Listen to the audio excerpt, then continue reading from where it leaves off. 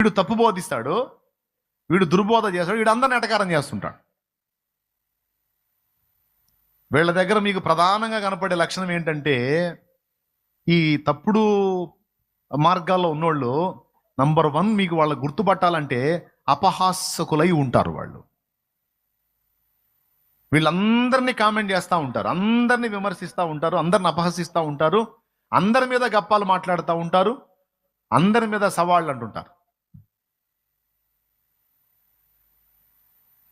ఈ సరుకుని మీరు గుర్తుపట్టవచ్చు.